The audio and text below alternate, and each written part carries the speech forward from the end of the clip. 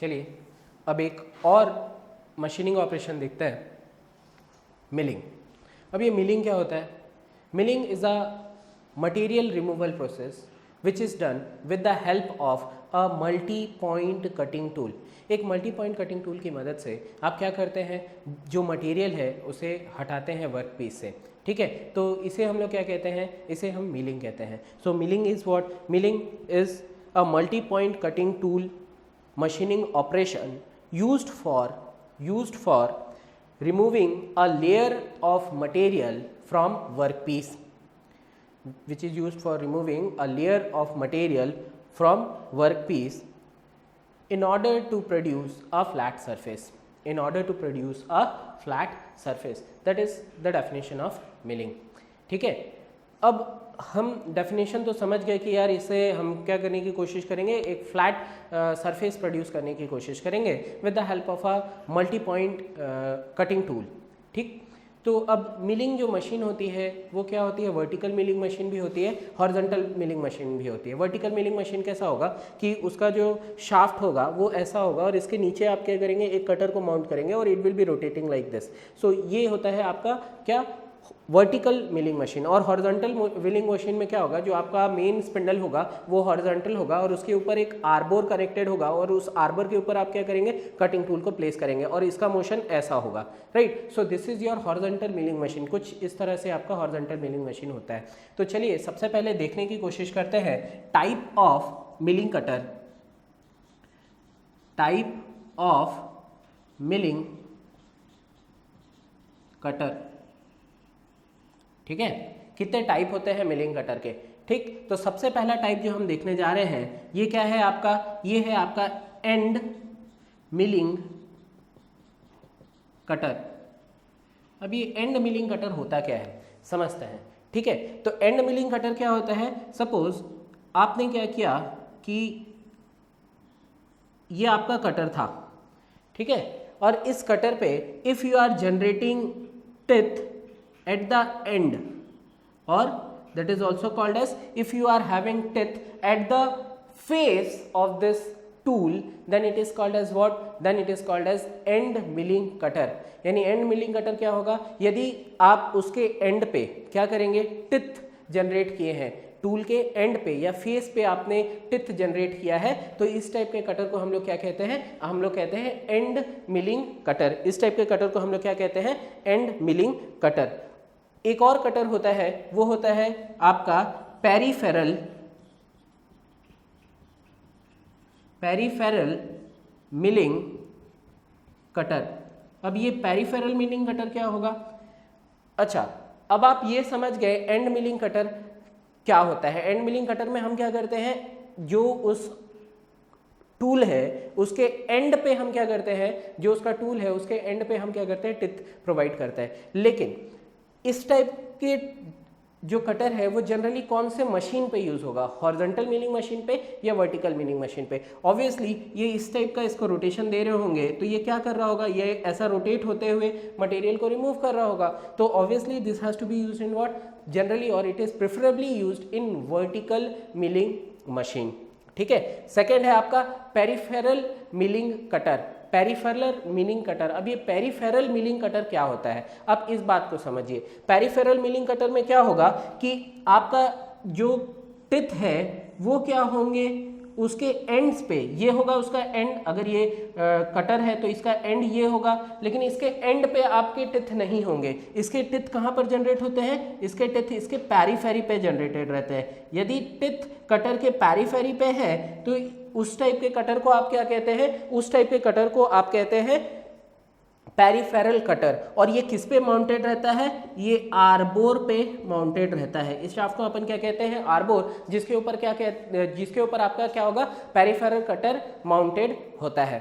ठीक है, और यदि आप क्या करें कि बहुत सारा पेरीफेरल कटर, डिफरेंट साइज के पेरीफेरल कटर को क्या करें, आप एक साथ यूज करें।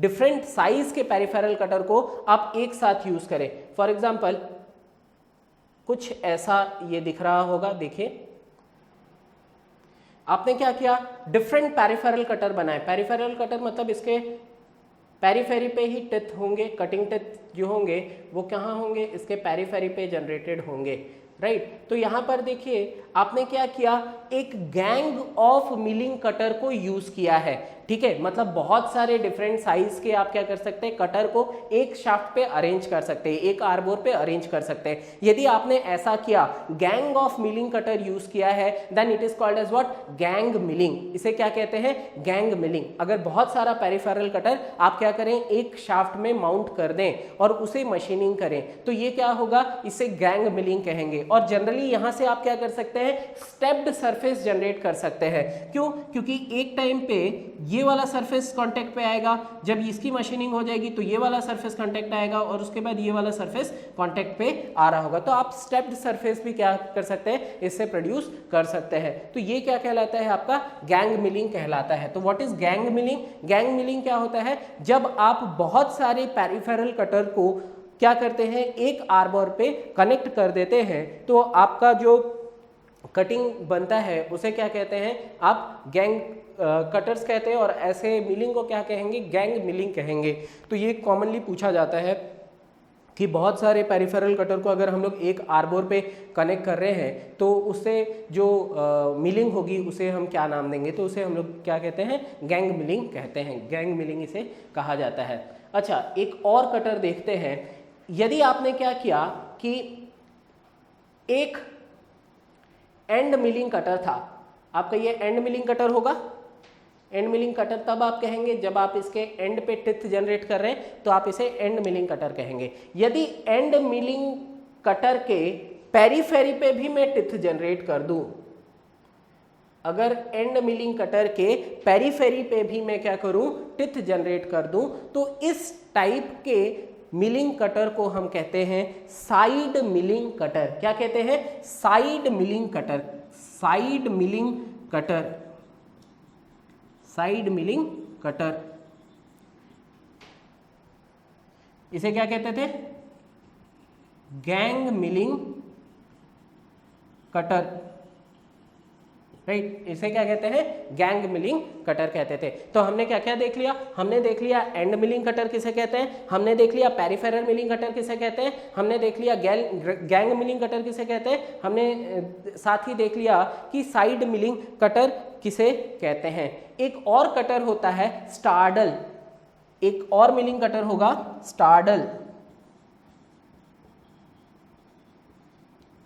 स्टार्डल, एक और मिलिंग कटर होता है स्टार्डल।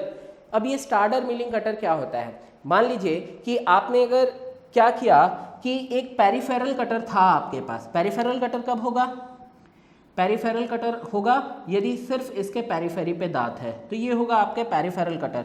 लेकिन मान लीजिए इस पेरिफेरल कटर पे आप क्या करें, दोनों फेस पे टिथ जनरेट कर दें, तो इस टाइप के कटर को हम लोग क्या कहते हैं, स्टैडल मिलिंग कटर।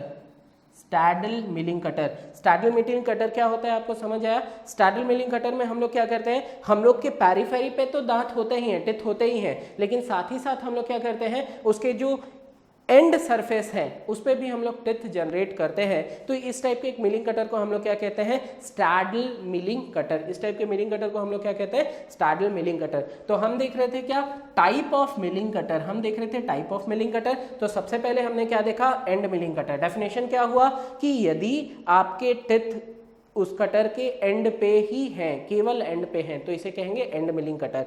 यदि आपका टिथ केवल पेरिफेरी पे है तो उसे क्या कहेंगे, पेरिफेरल मिलिंग कटर। और यदि आप बहुत सारे पेरिफेरल कटर्स को डिफरेंट साइज के एक आर्बोर पे कनेक्ट करते हैं तो इस मिलिंग को क्या कहते हैं, गैंग मिलिंग, और इस कटर्स को क्या कहते हैं, गैंग मिलिंग कटर कहते हैं। फिर हमने देखा थर्ड, एक देखा साइड मिलिंग कटर। अब ये साइड मिलिंग क्या कटर होता है, एक एंड मिलिंग कटर यदि आप पेरिफेरी पे भी टिथ जनरेट करते हैं तो इसे हम लोग क्या कहते हैं, साइड मिलिंग कटर। और लास्ट स्टैडल। और स्टैडल क्या होता है, यदि एक पेरिफेरल कटर पे आप एंड पे भी क्या कर रहे हैं, टिथ जनरेट कर रहे हैं, तो इसे हम लोग क्या नाम देते हैं, स्टैडल मिलिंग कटर। ठीक है, तो आपको अभी हमने क्या पढ़ाया, types of milling cutter.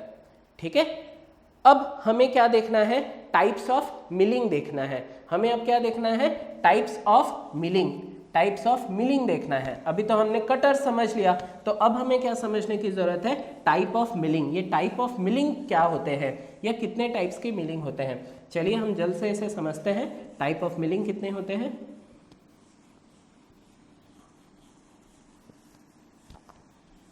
Types of milling कितने प्रकार के होते हैं, राइट। तो सबसे पहला जो मिलिंग होता है इसे हम लोग कहते हैं फेस मिलिंग। अब आप फेस मिलिंग क्या करेंगे, फेस मिलिंग पे आप क्या करेंगे, एक एंड मिलिंग कटर से क्या करेंगे, इसके सरफेस को आप क्या करेंगे, सरफेस से मटेरियल रिमूव करने की कोशिश करेंगे, ठीक है। यानी फेस मिलिंग में आपका क्या यूज होता है कि सपोज आपके पास एक ऐसा सरफेस है और इस सरफेस को आपको प्लेन करना है, तो आप क्या करेंगे, एक मिलिंग कटर जिसकी जो टिथ है वो कहाँ पे होगी, जिसका टिथ इसके एंड पे होगा। यानी आप कटर कौन सा यूज कर रहे हैं, आप कटर यूज कर रहे हैं एंड मिलिंग कटर, मतलब ये आपका आर्बोर हो गया, यहां पर आपके नीचे कटर माउंटेड है और आप कटिंग कर रहे हैं, आप मिलिंग कर रहे हैं, तो इस टाइप के मिलिंग को हम लोग क्या कहते हैं, फेस मिलिंग कहते हैं। तो जनरली जो फेस मिलिंग के लिए हम कौन सा कटर प्रेफर करते हैं, हम एंड मिलिंग कटर यूज करते हैं। और कौन सी मिलिंग मशीन यूज करते हैं, तो हम कौन सी मिलिंग मशीन यूज करते हैं, तो हम जो मिलिंग मशीन यूज करते हैं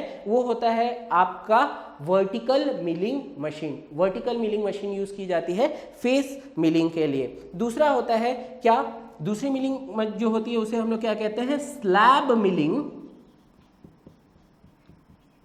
या slot milling, right. Slab milling या स्लॉट मिलिंग, स्लैब मिलिंग या स्लॉट। स्लैब या स्लॉट क्या होगा, देखिए अब आप क्या करेंगे, किसी एक ऑब्जेक्ट पे ग्रूव काटने की कोशिश करेंगे। ऐसा आपको एक ग्रूव काटना है, तो जो ये है, ये ग्रूव काटने के लिए आपको क्या करना पड़ेगा, एक पेरिफेरल कटर यूज करना पड़ेगा, ठीक है। तो ग्रूव कटिंग हम लोग प्रेफर कैसे करेंगे, या स्लॉट काटना है तो हम कैसे प्रेफर करते हैं या कौन से मशीन पे करते हैं, ये आपको ध्यान देना है। हम यूज करते हैं क्या, horizontal milling machine with peripheral cutter. Horizontal milling machine use करेंगे और जो कटर होगा वो क्या होगा, पेरिफेरल कटर होगा। Horizontal milling machine with peripheral cutter is used for your slab milling या स्लॉट मिलिंग। स्लैब मिलिंग या स्लॉट मिलिंग के लिए हम इसे यूज करते हैं, ठीक है। तो हमने जो नेक्स्ट देखा वो क्या देखा, टाइप ऑफ मिलिंग। या तो हम फेस मिलिंग करेंगे या तो हम क्या करेंगे, स्लैब मिलिंग करेंगे या स्लॉट मिलिंग करेंगे। स्लॉट काटने की या एक स्लैब काटने की कोशिश करेंगे, ठीक है। अगला क्वेश्चन जो है कि हमें समझना है कि how we are going to calculate the time required for milling, that is time calculation milling operation की हमें देखनी है। चलिए अब हम निकालने की कोशिश करते हैं टाइम पर कट। मिलिंग में टाइम पर कट कैसे आप कैलकुलेट करते हैं, ठीक है। तो आपका यूनिट तो वही रहेगा क्या, distance travelled to that of speed, right, speed. तो यहाँ पर स्पीड जो होता है वो बहुत सारे तरीक़ों से हम डिफाइन करते हैं, बहुत सारा स्पीड हमें यहाँ पर मिलता है। तो सबसे पहले देखते हैं हम एफएम।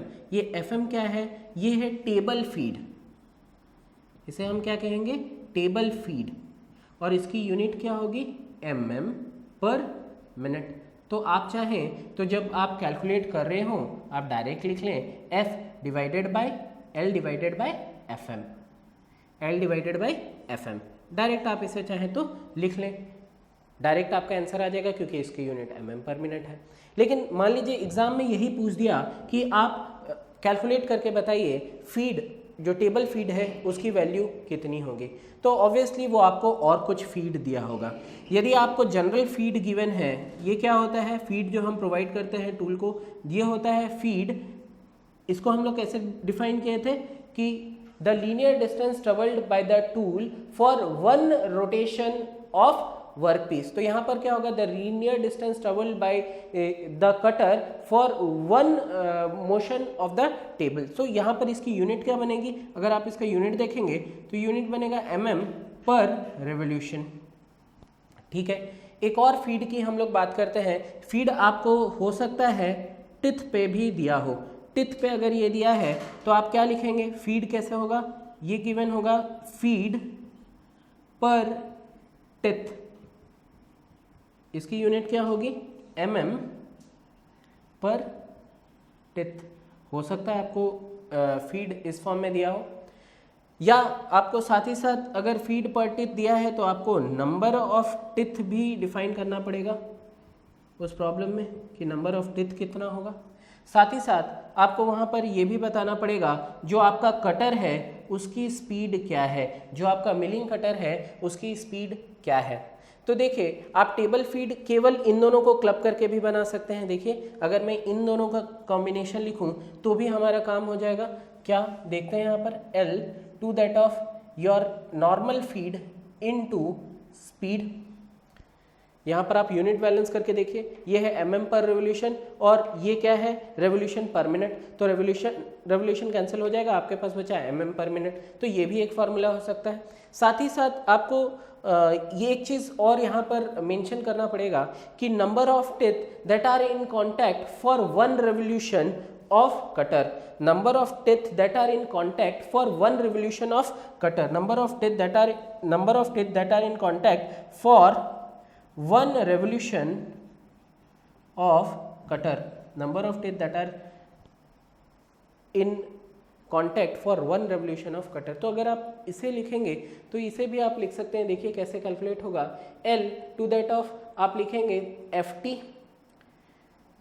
फीड पर टिथ जो आप प्रोवाइड कर रहे हैं, तो इसका यूनिट हो गया mm per teeth into Z number of teeth that are in contact in one revolution into speed. So this is also can be use to calculate table feed. अगर आप टेबल फीड निकालना चाहें तो आप लिख सकते हैं सिंपली FN, या आप इसे लिख सकते हैं FT into Z into N।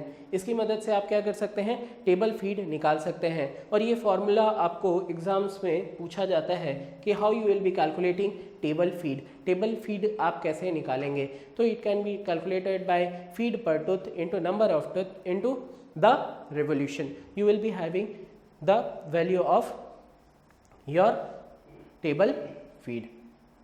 ठीक है, चलिए अब हमको जो सेकंड चीज देखना है वो क्या देखना है कि ये जो लेंथ होगा या ये जो डिस्टेंस ट्रेवल होगा कटर पे वो कैसे हम कैलकुलेट करेंगे। चलो, तो हम लोग क्या देख रहे थे, हमने देखा फीड कैसे कैलकुलेट करते हैं, मतलब टूल की जो स्पीड है वो कैलकुलेट करना सीख लिया था हमने। लेकिन हम जब मशीन टाइम निकालते हैं या टाइम पर कट निकाल रहे थे, टाइम पर कट अपन निकालने की कोशिश कर रहे थे, तो हम लिख रहे थे L डिवाइडेड बाई FM, अगर मैं इसे डायरेक्ट लिखना चाहूँ सिंपल फार्मूला पे। लेकिन मैं आपको ये बताना चाह रहा हूँ कि यदि आप फेस मिलिंग कर रहे हैं विथ एंड मिलिंग कटर, मतलब आप इसके सरफेस को क्या करेंगे, स्मूथ बनाने की कोशिश करेंगे, प्लेन करने की कोशिश करेंगे, तो आप क्या यूज कर रहे हैं, एंड मिलिंग कटर यूज कर रहे हैं। आपका कटर कौन सा है, देखिए एंड मिलिंग कटर है। एंड मिलिंग कटर क्या होता है, उसके फेस पे, उसके एंड पे क्या रहते हैं, नंबर ऑफ टिथ रहते हैं। ठीक है, तो अगर आप ऐसा कर रहे हैं तो यहाँ पर आपको एक चीज देखने को मिलेगी। यदि आपका ये जो ब्लैक वाला सर्कल है ये कटर है, तो देखिए जब तक ये इसको टच करेगा तब तक क्या मशीनिंग ऑपरेशन स्टार्ट हो सकती है, नहीं हो सकती। क्यों नहीं मशीनिंग ऑपरेशन स्टार्ट हो सकती, देखिए आप इस पर्टिकुलर कैप के थ्रू मैं आपको समझाता हूँ। देखिए अगर आप मशीनिंग देख रहे हैं तो ये क्या होगा, बेसिकली देखिएगा टिथ यहाँ पर होंगे, इसके सरफेस पे, इस ये सारे जगह पे आपके टिथ होंगे, यहाँ पे टिथ होंगे, और आप क्या कर रहे हो, आप कर रहे हो प्लेन मिलिंग, आप क्या कर रहे हो, फेस मिलिंग, मतलब आप इसके सरफेस को क्या करोगे, स्मूथ बनाने की कोशिश करोगे। अब आप ऑब्जर्व करना, आप अगर इस कटर को ऐसा टच भी कर दिए, ऐसा टच भी कर दिए, तो क्या कटिंग ऑपरेशन चालू होगा, नहीं होगा। कटिंग ऑपरेशन तभी चालू होगा जब ये कटर थोड़ा सा इसके ऊपर क्या कर जाए, ओवरलैप कर जाए। हम यही चीज़ यहाँ पर रिप्रेजेंट कर रहे हैं। देखिए कि जो आपका कटर है वो कटर कहाँ तक ओवरलैप किया, ये बी तक, कटर कहाँ तक ट्रेवल कर गया, बी तक आपका ट्रेवल कर गया। तो आपको क्या देखना है, आपको ये बताना है कि ये फिक्स्ड अप्रोच कितना होगा। अगर आपको फिक्स्ड अप्रोच में पूछूंगा तो एक अप्रोच आपको बन रहा है, मतलब एक सर्टेन डिस्टेंस ट्रेवल करने के बाद ही आपकी कटिंग ऑपरेशन चालू हो रही है, तो अप्रोच अगर आप देखेंगे तो ये आपका अप्रोच बनेगा फिक्स्ड अप्रोच। हमेशा आप अपने कटर को इतने दूर तो ट्रेवल कराएंगे ही कराएंगे। ठीक है, तो अगर आप ये बात समझ गए तो हम ये अप्रोच निकालने की कोशिश करते हैं। अप्रोच किसके बराबर होगा? ए बी के बराबर होगा। ए बी डिस्टेंस आपका अप्रोच है। तो अब आप ये ए बी डिस्टेंस कैलकुलेट कैसे करेंगे, आप ए बी डिस्टेंस फाइंड कैसे करेंगे ये देखते हैं। तो क्या मैं ये लिख सकता हूँ A B is nothing but the difference between, ये देखिए ये आपका पहला सर्कल था, ये ब्लैक वाले सर्कल का रेडियस क्या है? O1 है। ये ब्लू वाले सर्कल का रेडियस क्या है? O2 है। तो मैं क्या कह सकता हूँ, ये जो डिस्टेंस होगा आपका O2B, ये क्या होगा? तो ये कुछ नहीं, उस कटर का रेडियस है। तो मैं इसे क्या लिख सकता हूँ? इट इज D/2, कटर का रेडियस। तो हमारे पास ये डिस्टेंस आ गया। ठीक है, यदि मैं इस डिस्टेंस, इस टोटल डिस्टेंस से माइनस करता हूं O2A, तो मेरा ऑब्वियसली वैल्यू कैलकुलेट हो जाएगा। अच्छा, अब ये समझते हैं कि ये O2A क्या होता है। O2A, अब आप O2A देखेंगे, O2A कैसे कैलकुलेट होगा? इस छोटे से ट्राइंगल को चेक करिए, इस छोटे से ट्राइंगल को चेक करिए, ये आपका O2 है, ये आपका A है। अच्छा, क्या आप मुझे ये बता सकते हैं कि सपोज इस डिस्टेंस को मैं C नाम देता हूँ, व्हाट इज OC? बिल्कुल, OC क्या है? अगर ये सेंटर है और ये इसके सरफेस को टच कर रहा है तो ऑब्वियसली ये वैल्यू क्या होगी? D/2। OC की वैल्यू क्या होगी? D/2। अच्छा, आपके पास OC है। अब आप ये समझिए कि इसका जो विड्थ था वो क्या था? अगर मैं इसके विड्थ को W कहूँ, जो वर्कपीस है उसका विड्थ W है, और आप जो मिलिंग कर रहे हैं, ये जो डिस्टेंस है वो क्या कहलाएगा? एकदम सेंटर से आपकी मिलिंग कर रहे हैं, तो ये क्या होगा? W/2, विड्थ/2। तो आपको ये गिवन है कि ये W/2 है। आपको क्या डिस्टेंस चाहिए? ये डिस्टेंस चाहिए। How you will be calculating? लगा दीजिए यहाँ पर पाइथागोरस थ्योरम। आपका क्या होगा? D/2 का होल स्क्वायर माइनस W/2 का होल स्क्वायर, ऑब्वियसली यही होगा। तो आप फिक्स्ड अप्रोच को कैसे लिख सकते हैं? आपका फिक्स्ड अप्रोच का फॉर्मूला क्या आएगा? देखिए, आप इसे चाहें तो लिख सकते हैं D/2 ब्रैकेट में D minus √D² minus W², D² minus W²। और ये बहुत ही इंपॉर्टेंट कंसेप्ट है। क्यों? क्योंकि जब भी आप यहाँ पर टाइम कैलकुलेट करेंगे तो आपको हमेशा ही एक फिक्स्ड अप्रोच को लेना है मिलिंग पे। ठीक है, एक बात मैं आपको फिर दोहरा दूं, देखिए आप मिलिंग कर रहे थे, लेकिन मिलिंग भी किस प्रकार का है? तो मिलिंग आपका सिमेट्रिकल मिलिंग है। सिमेट्रिकल मिलिंग का क्या मतलब होता है कि जो इस कटर का सेंटर है और इस स्लैब का सेंटर है, दोनों क्या होंगे? दोनों आपके कोइंसिडेंट होंगे, दोनों एक दूसरे के ऊपर मिले होंगे, या दोनों का लाइन ऑफ एक्शन क्या होगा? सेम होगा। तो इस टाइप के मिलिंग को अपन क्या कहते हैं? Symmetrical milling. अच्छा, अब यही काम हम लोग क्या करते हैं? अनसिमेट्रिकल मिलिंग के लिए कैलकुलेट करके देखते हैं। अनसिमेट्रिकल मिलिंग के लिए जब देखेंगे, इसका देखिए, अगर ये डिस्टेंस आप देखेंगे यहां से लेके यहां तक, ये क्या है? W/2 है। लेकिन यहां मैंने कुछ ऑफसेट प्रोवाइड करके रखा है, किसके बीच में? कटर के सेंटर ऑफ मोशन के और वर्कपीस के बीच में। तो यहां पर एक ऑफसेट है। तो हम कैसे इसका फिक्स्ड अप्रोच कैलकुलेट करेंगे? अभी भी आपका अप्रोच होगा क्या? AB।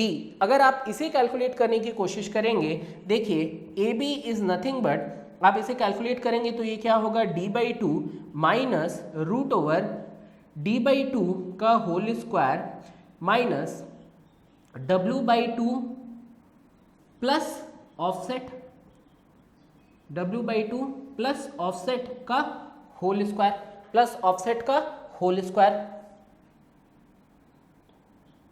ऑफसेट का होल स्क्वायर। अच्छा, देखिए मैं इसे जनरली ऑफसेट को अगर मैं दिखाना चाहूँ तो ये ऑफसेट था, तो ये क्या हो जाएगा? Twice of offset. और आप जो ये टोटल डिस्टेंस, आपको एक एनलार्ज डिस्टेंस मिलेगा, उसे मैं WI कह रहा हूँ। What is WI? WI is nothing but your width plus twice offset, width plus twice offset. ठीक है, तो अगर हम इसे ट्वाइस कर देंगे तो मेरा एक्सप्रेशन फिर वही पुराने एक्सप्रेशन जैसा दिखेगा, या ये कहूँ पुराने एक्सप्रेशन इन द सेंस ये सिमेट्रिकल जो मिलिंग है उसके एक्सप्रेशन की जैसा दिखेगा। और इसका फॉर्मूला क्या होता है बेटा, ये होगा d/2 ब्रैकेट में d minus root over D square minus WI whole square. अब एक बहुत ही इंपॉर्टेंट कॉन्सेप्ट जो आपको समझना है या जो आपको याद रखने की ज़रूरत है। अब आप एक चीज़ देखिए कि जब आप सिमेट्रिक मिलिंग कर रहे हैं, ठीक है, तो आपको मुझे ये बताना है कि AP किसका ज़्यादा होगा। सिमेट्रिक मिलिंग का AP ज़्यादा होगा, अप्रोच की वैल्यू ज़्यादा होगी, कि अनसिमेट्रिकल मिलिंग की अप्रोच की वैल्यू ज़्यादा होगी। देखिए जब आप अनसिमेट्रिकल मिलिंग कर रहे हैं तो आपका क्या है, देखिए यहाँ पर सिर्फ विड्थ था, यहाँ विड्थ के साथ आपका ऑफसेट ऐड हो गया है। अगर विड्थ के साथ ऑफसेट ऐड हो गया है यानी क्या होगा कि AP ऑफ अनसिमेट्रिकल या एसिमेट्रिकल मिलिंग जो होगा वो ज़्यादा होगा as compared to the approach length of symmetrical milling.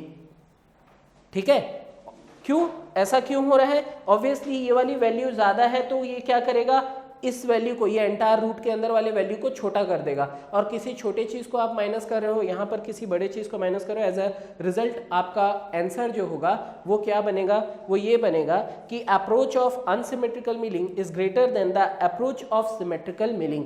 जो आपके अनसिमेट्रिकल मिलिंग है इसका जो आपका अप्रोच है वो ज़्यादा है as compare to that of symmetrical milling. तो इससे हम क्या समझते हैं या इसे हम क्या देख सकते हैं? हमें एक चीज़ ध्यान देना पड़ेगा कि अगर आपका एसिमेट्रिकल मिलिंग का अप्रोच ज़्यादा है तो इसमें ये वाली वैल्यू ज़्यादा है, तो सीधा इसका यही मतलब है कि आपका time required for asymmetrical milling will be greater than the time required for symmetric milling।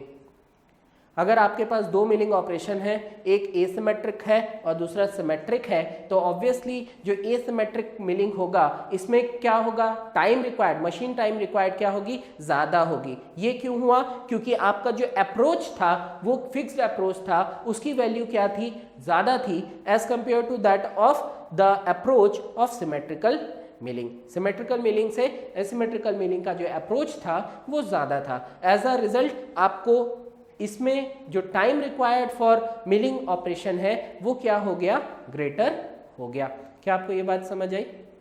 हमने क्या देखा, फेस मिलिंग करने की कोशिश किया, और फेस मिलिंग कौन से मिलिंग कटर से करने की कोशिश किया, एंड मिलिंग कटर से। हमने देखा कि how we are doing face milling with the help of end milling cutter. Exam में दरअसल लोग ये जो अप्रोच है इसे नहीं कंसीडर करते। अगर आप कभी भी गेट के एग्जाम में ये अप्रोच नहीं कैलकुलेट करेंगे तो आपका आंसर हमेशा गलत आएगा। तो ज़रूर ये अप्रोच आप निकालना समझें और इसे सीखें कि कैसे हम इसे अप्लाई करते हैं।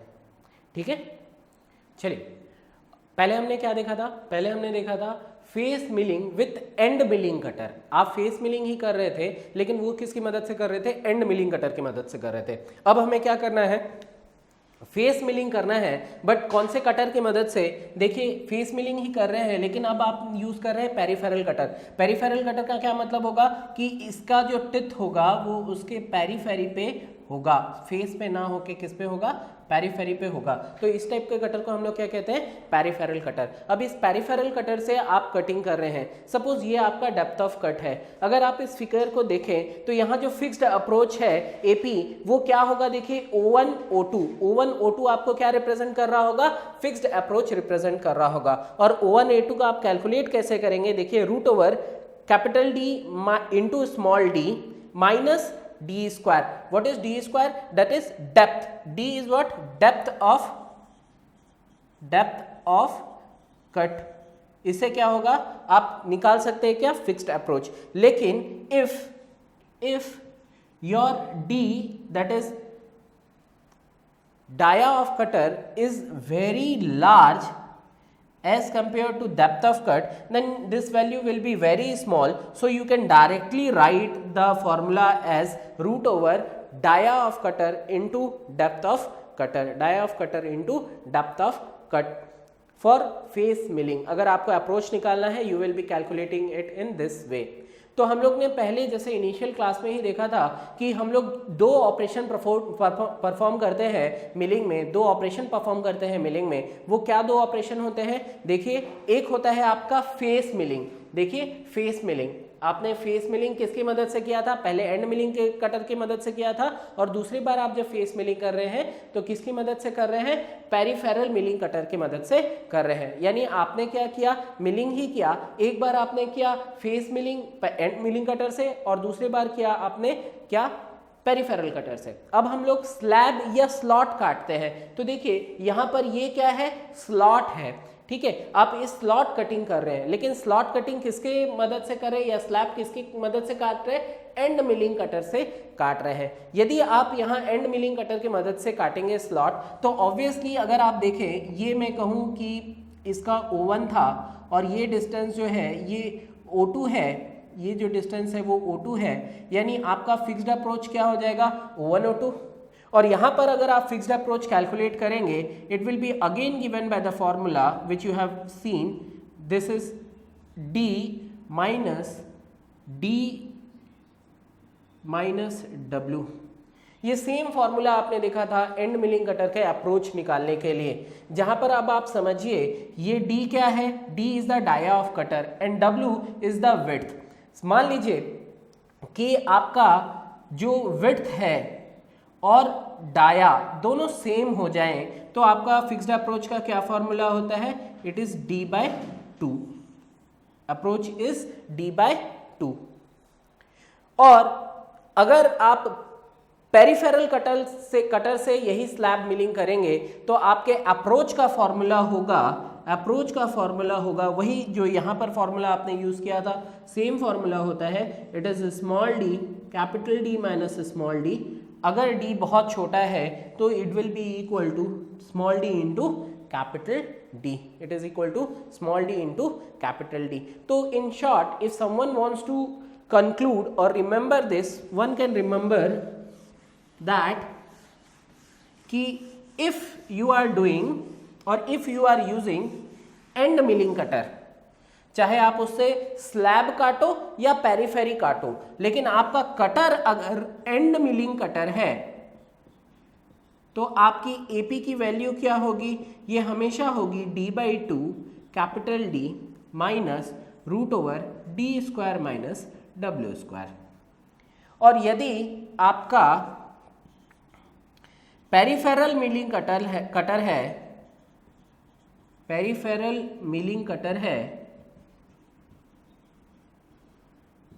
मिलिंग कटर है, तो आपकी AP का क्या फॉर्मूला होगा? It is nothing but 1 √ small d, that is depth of cut, capital D minus small d। या तो फिर आप इसे अप्रॉक्सीमेट कैलकुलेट करते हैं, कैसे? √ Small d into capital D। ठीक है, ये दोनों ही फॉर्मूले आप जब भी टाइम कैलकुलेट करेंगे उसमें आपको मदद करेंगे। तो आपको कंप्लीटली समझ आ गया होगा कि हम लोग टाइम पर कट कैसे कैलकुलेट करते हैं। कैसे कैलकुलेट करते हैं? L plus approach length plus over trouble if given divided by FT into Z into N, which we have already discussed how to calculate the machining time, right? चलिए अब हम लोग देखते हैं कि what is the difference between up milling and down milling। ठीक है, up milling और डाउन मिलिंग क्या होता है, हम ये समझने की कोशिश करते हैं। सबसे पहले देखते हैं अप मिलिंग। अब अप मिलिंग में क्या है कि ये आपका वर्क पीस है और ये आपका कटिंग टूल है, ठीक है। और अप मिलिंग में क्या होता है कि direction of rotation of cutting tool and direction of work piece are opposite to each other. In up milling the direction of motion of workpiece and the direction of rotation of cutter are opposite to each other। इसमें दोनों opposite होते हैं। On the other hand, if you will see the down milling में क्या होता है? The direction of rotation of cutter and the direction of feed of workpiece are same। The direction of motion of cutter and the direction of feed of workpiece both are same in case of down milling. So this is the first difference which you need to see. Second thing, you can see the thickness here T initial is minimum and the final thickness of uncut chip T final is maximum. अब यही चीज आप देखिए यहां, तो यहां T initial is maximum and T final is minimum. मैं क्या कर रहा हूं, मैं आपको ये बता रहा हूं इसका इनिशियल अनकट चिप थिकनेस, इसका इनिशियल अनकट चिप थिकनेस कम होता है और फाइनल अनकट चिप थिकनेस ज़्यादा होता है जब आप अप मिलिंग करते हैं, और जब आप डाउन मिलिंग करते हैं तो इसका इनिशियल अनकट चिप थिकनेस ज़्यादा होता है और फाइनल अनकट चिप थिकनेस कम होता है. अब आप मेटल कटिंग पढ़ चुके हैं, आपको एक कंसेप्ट यहाँ से तुरंत क्लिक करना चाहिए कि हम जब भी कभी फिनिशिंग ऑपरेशन करते हैं तो फिनिशिंग ऑपरेशन में अनकट चिप थिकनेस क्या होता है, कम होता है. क्यों? जब भी आप कभी फिनिशिंग करेंगे तो आप कम मटेरियल रिमूव करते हैं. अगर आप इस कॉन्सेप्ट को जानते हैं तो इस कॉन्सेप्ट को यहाँ अप्लाई करके देखते हैं. अगर आप देखें यहाँ पर initially the uncut chip thickness is less but the final uncut chip thickness is more, यानी जब आप अप मिलिंग कर रहे होंगे तो आपका जो सरफेस फिनिश प्रोड्यूस होगा वो क्या होगा, बैड होगा, खराब होगा. बैड सरफेस फिनिश और poor surface finish is produced. On the other hand when you are doing the down milling you are going to have good surface finish, you are going to get good surface finish. यहाँ surface finish अच्छा होता है. क्यों? क्योंकि final stages में इसका material जो है वो कम इसको रिमूव करना है और इनिशियल स्टेज में ये क्या कर रहा है, मैक्सिमम मटेरियल को रिमूव कर रहा है. This is the another difference. अच्छा, एक और बात समझिए, एक और डिफरेंस देखते हैं. आप देखिए कि आप वर्कपीस को इधर फीड दे रहे हैं और आपका कटर अपोजिट डायरेक्शन से आ रहा है, मतलब कटर का टिथ क्या होगा, कटर के टिथ को जो वर्कपीस है वो स्ट्राइक करेगा अपोजिट डायरेक्शन से. अगर कटर के टिथ को जो वर्कपीस है वो अपोजिट डायरेक्शन से स्ट्राइक कर रहा है, इसका क्या मतलब है, इसका ये मतलब है जो इसके लिए कटिंग फोर्स रिक्वायर्ड रहेगा वो ज्यादा होगा. कटिंग फोर्स रिक्वायर्ड ज्यादा होगा, इसका मतलब कटिंग फोर्स आपका बढ़ेगा. और आप जानते हैं कि if cutting force is high then the power required for cutting will also increase. On the other hand यहां पर देखिए डायरेक्शन ऑफ मोशन और कटर का टिथ का जो मोशन है दोनों क्या है, सेम डायरेक्शन है. इस वजह से जो आपका कटिंग फोर्स है as compared to the up milling is less and power required is also less.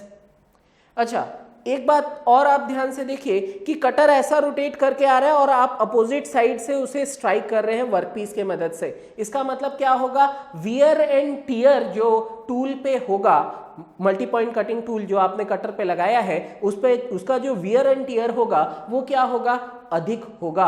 अगर वियर एंड टियर ज्यादा है इसका मतलब जब आप अप मिलिंग कर रहे होंगे तो आपका टूल लाइफ क्या होगा, टूल लाइफ घट जाएगा. और आप जब डाउन मिलिंग करेंगे, क्योंकि यहाँ जो कटर के टिथ पे अपोजिट डायरेक्शन से वर्कपीस फोर्स नहीं लगा रहा है, इस वजह से वियर एंड टियर कम होगा. और वियर एंड टियर कम है इसका मतलब क्या होगा, इसका मतलब ये है कि इसका टूल लाइफ जो है वो बेटर होगा as compare to that of milling. ये बात भी समझ आई. अच्छा, इसके बाद आप एक चीज और समझिए कि जब भी आप अप मिलिंग करेंगे तो ये क्या करेगा, वर्क पीस को उठाने की कोशिश कर रहा होगा.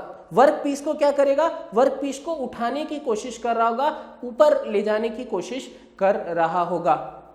लेकिन डाउन मिलिंग क्या करेगा, उस वर्क पीस को क्या करेगा, प्रेस करके रखेगा. तो तो यहां से हम क्या कंक्लूड करके देख सकते हैं कि generally the down milling is better. Why? Because it required less force, less power and produce good surface finish. At the same time the tool is having better life. On the other hand, if you will see the up milling, the surface finish is not good. At the same time, the cutting force and power required are high and the tool wear and tear, that is the tool life, is also low. So in general, in most of the milling, we are going to perform down milling. But what happens when you start using the milling cutter? In the transmission system, gears are used, and the gears, when they are frequently encountering vibration, it undergoes backlash, and because of the backlash there will be vibration in the system. But as you can see, in case of up milling, it will be always pushing this workpiece downward, so it won't be lifting the workpiece up, so strength required will be less. On the other hand, if you are using a old machine in which the backlash problem is there, the down milling cutter will try to lift up the workpiece, and in order to hold the workpiece in the position, the required strength is missing in case of down milling with a old machine. So what I want to conclude, I want to say that when your milling machine is new, the general process which people prefer is down milling, and when the milling machine become older, the method of milling which is preferred is up milling. Hope that is clear to you.